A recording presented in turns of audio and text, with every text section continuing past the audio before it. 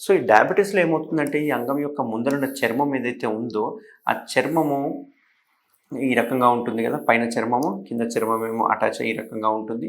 So, urine పోస్తున్నప్పుడల్లా యూరిన్‌లో ఉన్న sugars అన్నీ attach అయిపోయి, దీనివలన ఈ చర్మం అనేది థిక్‌గా అయిపోతుందన్నట్టు. మందంగా తయారైపోతుంది. ఇట్లా మందంగా తయారు కావడం వల్ల ఇంతకుముందు లూజ్‌గా ఉండేది వాళ్ళకి. ఇంతకుముందు పేషెంట్స్‌ని అడిగితే గనక మాకు 1 ఇయర్, 2 ఇయర్స్ అంటే బిఫోర్ డయాబెటిస్ షుగర్ వచ్చినప్పుడు ఈజీగా స్కిన్ మూవ్ అయ్యేది. అసలు ఎటువంటి ప్రాబ్లమ్ రాలేదు. బట్ సడెన్‌గా డయాబెటిస్ అటాక్ కాంగానే ఇట్లా ఈ రకంగా మారిపోయింది అని చెప్తూ ఉంటారు. అంతేకాకుండా నా దగ్గరకొచ్చే 100 పేషెంట్స్‌లో 90 పేషెంట్స్ డయాబెటిక్ పేషెంట్సే ఉంటారు. డయాబెటిక్ పేషెంట్స్ వాళ్ళకి డయాబెటిస్ ఉందని తెలీదు. షుగర్ ఉందని తెలీదు. ఈ రకంగా స్కిన్ ఈ రకంగా మారిన తర్వాత నా వీడియో చూసిన వల్ల కావచ్చు, లేకుంటే మిగతా డాక్టర్స్ చెప్పడం వల్ల కావచ్చు, వాళ్ళప్పుడు డయాబెటిస్ టెస్ట్ చేయించుకుంటారు. చూస్తే అప్పుడు డయాబెటిస్ ఉంటుంది. సో, డయాబెటిస్ వచ్చిన మగవారిలో చూసుకుంటే గనక ఫస్ట్ సిమ్టమ్ ఏముంటుంది అంటే, ఈ అంగం యొక్క ముందరున్న చర్మము థిక్ అయిపోతుంది అన్నట్టు. ఎందుకంటే కంటిన్యూస్‌గా షుగర్స్ రిలీజ్ కావడం వల్ల యూరిన్‌లో ఆ షుగర్స్ అన్నీ ఇక్కడ అటాచ్ అయిపోయి మొత్తం టైట్ అయిపోతుంది. సో, ముందు వెడల్పున్న స్కిన్ కాస్త క్రాక్స్ రావడం వల్ల స్లోగా చర్మం అనేది దగ్గరికి అయిపోయి మూసుకుపోతూ ఉంటుంది. వాళ్ళకి వెన్నికి రాదు. వెన్నికి చేస్తే క్రాక్స్ ఫామ్ అయిపోతూ ఉంటాయి. అంతేకాకుండా వీళ్ళకి ఎరెక్టైల్ డిస్‌ఫంక్షన్ కూడా ఉంటుంది. ఓసారి మీరు గనక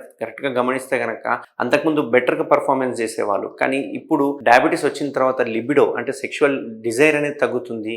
ప్లస్ ఆ స్కిన్ థిక్ అయిపోయి మందంగా తయారైపోయి ఆ పెయిన్ ఉండడం వల్ల బ్రెయిన్‌లో అనుకోకుండానే వాళ్ళకి తెలియకుండానే ఎరెక్టైల్ డిస్‌ఫంక్షన్‌లోకి వెళ్ళిపోతూ ఉంటారు. ఆ పెయిన్ వచ్చే వరకు వాళ్ళకి ఎరెక్షన్ తగ్గిపోతూ ఉంటుంది. ఇవన్నీ ప్రాబ్లమ్స్ వస్తూ ఉంటాయి.